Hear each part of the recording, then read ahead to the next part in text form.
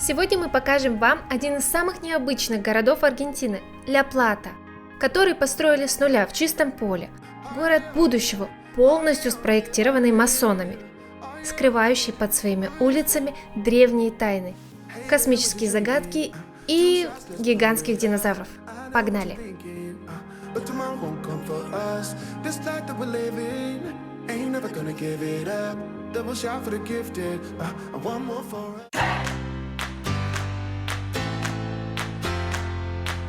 Наше утро начинается с кофе и больших планов. Мы едем в Ля-Плату. Это столица провинции Буэнос-Айрес, которая находится всего в 60 километрах. Но главное, это абсолютно уникальное место. Город задумывался как идеальный масонский мегаполис будущего. Если посмотреть сверху, это безупречный квадрат, 30 на 30 блоков, которые насквозь прорезают гигантские диагонали. Через каждые 6 улиц здесь разбит парк, а у самого города нет названий улиц, только цифры. На международной выставке в Париже этот проект взял золотую медаль как город будущего. Но что-то я не слышала, чтобы Ля-Плата действительно им стала. Или мы чего-то не знаем. В общем, у нас есть всего один день, чтобы обойти его и все вам показать. Разберемся, как здесь все устроено, сколько стоит доехать и стоит ли оно того. Вот тогда, вот так дела. Мама, криминал. Страшно. Почему? Не знаю, камеру вот так, например, держать. Так, друзья, если кто еще не понял, мы находимся в Ля-Плате. Привокзальная, да, суета. Как вообще нам пришла идея съездить в Ля-Плату?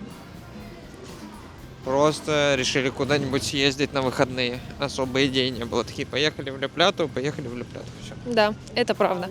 Поэтому сейчас мы вам покажем город и с высоты птичьего полета, и как будто вы смотрите нашими глазами. Что могу сказать про электричку? Едет она долго, людей очень много продают всяких вещей, шоколадок, булочек, чипы, вот эти чипос, салфетки, вот эти карточки футбольные. Quiere ayudar a los chicos a completar el álbum de este fin de semana largo. Quiere aprovechar, regalar y quedar más que bien con un lindo dedicado a un sobrino. Le traje la figura del mundial, Мы в первый раз побывали на вокзале Конституцион, как он на линия Рока.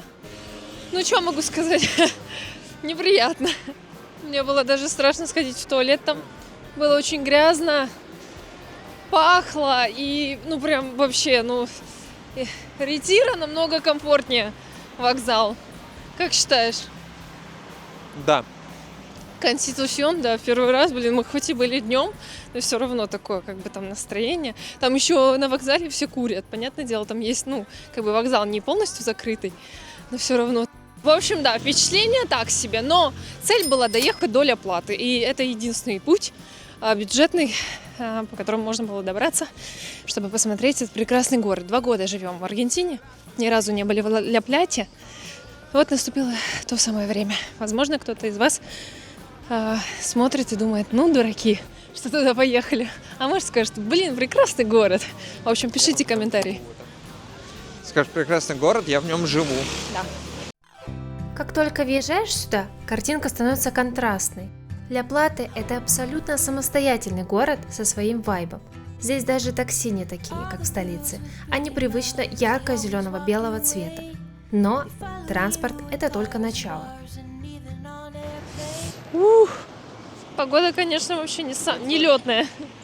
Насколько мне известно, тут есть футбольная команда Estudiantes, потому что тут были студенты, и где-то написано было, что тут много студентов, поэтому предполагаю, что тут много университетов. И вот это университет инженерии, вроде как. На самом деле прикольно, что свой сад есть у них тоже.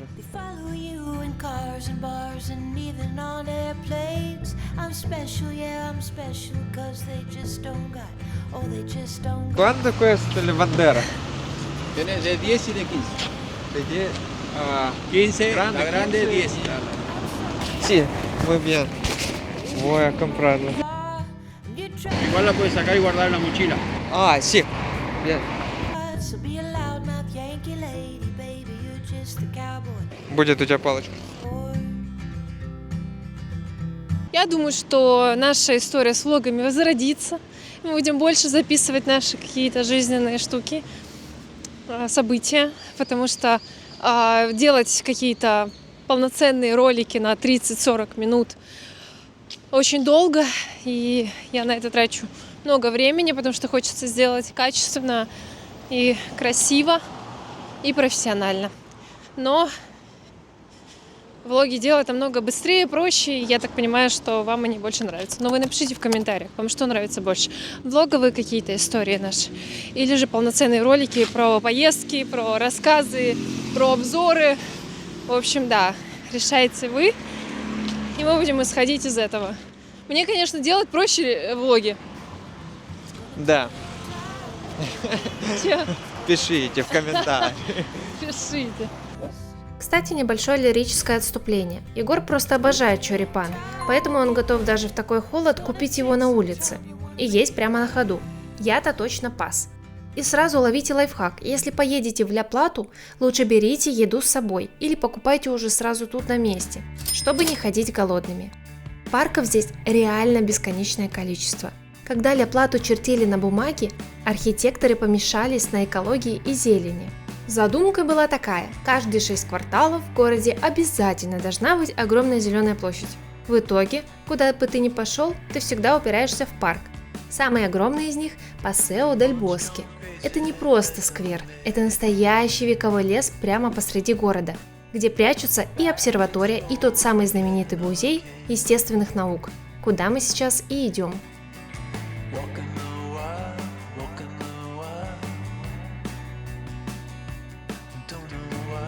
Мы в музей еще пойдем. Вот в этот отличный музей. Про него, скорее всего, расскажем за кадровым текстом или поделимся впечатлениями после. Но так, если коротко, то мы прочитали, это очень крутой музей. Здание музея спроектировано в форме огромного овала, который символизирует спираль эволюции. Вблизи же оно выглядит невероятно монументально, в стиле неоклассицизма. Мы подошли ко входу в музей. Сейчас оформляем билеты онлайн. Посмотрим, вроде так дешевле должно быть. Но здание невероятно красивое. Внутри масштаб ничуть не меньше. Вообще музей Ля-Платы считается одним из самых крутых естественно-научных музеев во всей Южной Америке. Экспозиция продумана очень круто. История здесь начинается с самых истоков, с планет, зарождения Вселенной и создания Земли. Вы буквально проходите через залы с космическими метеоритами и древнейшими минералами, наблюдая, как формировался наш мир миллиарды лет назад. Главный хит здесь, ради которого сюда все и едут, это гигантские скелеты динозавров, найденные прямо здесь, в Патагонии. Когда стоишь рядом с костями существа размером с трехэтажный дом, чувствуешь себя просто песчинкой. Мало кто знает, но Аргентина – это буквально мировая столица динозавров. Именно в патагонских степях откопали самых огромных сухопутных существ, которые когда-либо ходили по планете. Ребята, музей потрясающий, тут очень много всего нашли. Много костей динозавров, и вот, например, огромный ленивец и его скелет. Много очень залов. Начиная от Большого взрыва и заканчивая, пока еще не знаю, чем заканчивая. Но 2 этажа, прикольно, интересно. Так пройтись, посмотреть, и не очень дорого. Это все стоит 6 500. Но динозаврами все не ограничивается. Тут куча залов. От зарождения Земли и древних египетских мумий до доколумбовой истории Америки и зоологии. Рассматривать все это можно часами, так что если будете здесь, закладывайте на музей как минимум 2-3 часа. Он точно того стоит. Ох, какая отвратительная погода. Мы вышли из музея, теперь идем к собору. На самом деле у нас всего здесь 2 точки будут, и мы поедем обратно, потому что уже 4 вечера. Мы замерзли. Мне хочется кушать.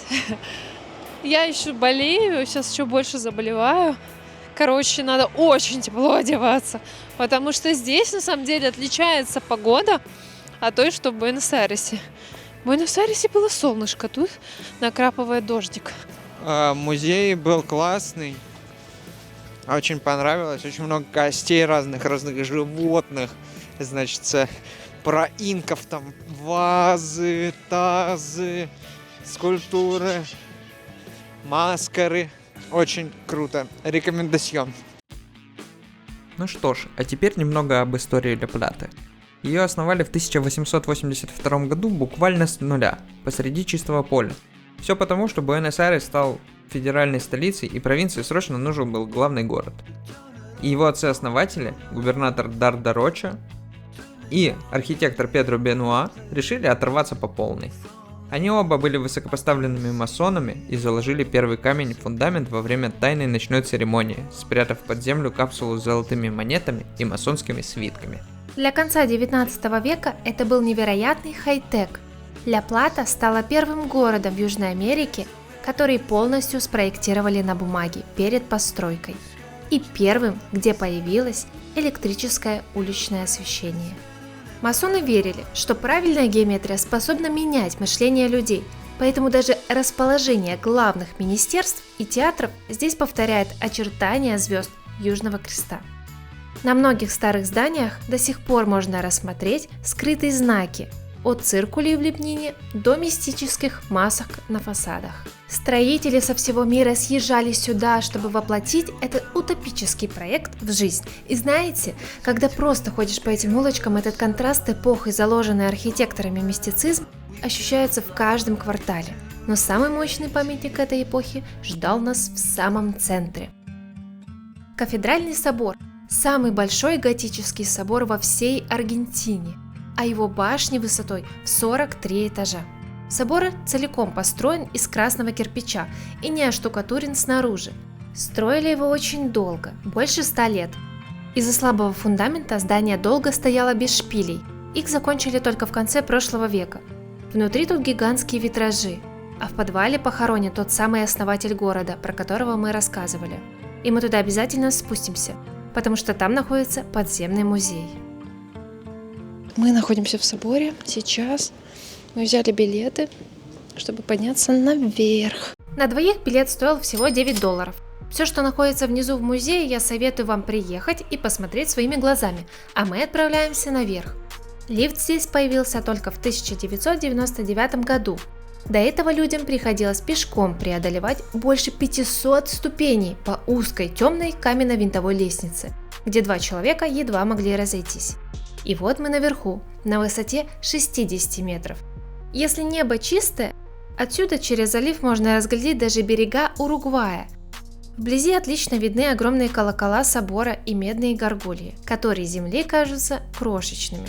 Ну и, конечно, только отсюда можно увидеть ту самую планировку, которую создали архитекторы-масоны.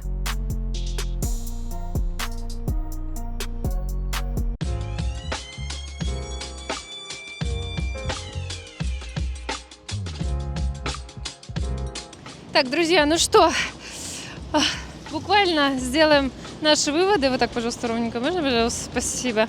Быстренько сделаем выводы о Ля-Плате. Давайте буду говорить за себя. Необычно, очень зеленый городок такой. Сначала он мне не понравился из-за того, что мы сюда ехали на электричке. Потом он раскрылся как-то, и вот эта площадь, собор, музеи были довольно интересными и прикольными. Но на самом деле целого дня довольно мало. Вот. Или нужно вставать очень рано и ехать сюда и все смотреть. Потому что сейчас уже там практически 7 вечера. Нам нужно бежать уже к электричке. А мы вот так вот торопясь, вот только сейчас я покушала, не ела целый день. Ну, короче, времени очень мало, не хватает. Поэтому, если будете сюда ехать, планируйте поездку рано утром, вечером возвращаетесь, смотрите собор, музей, парки, вот эти диагональные улицы. Красиво, круто. Вот, сейчас идет морось, дождь, конечно, тепло одевайтесь, если вы едете зимой. А летом, наверное, здесь еще красивее. Город прикольный, необычный, музеи здоровские. Рекомендую посетить.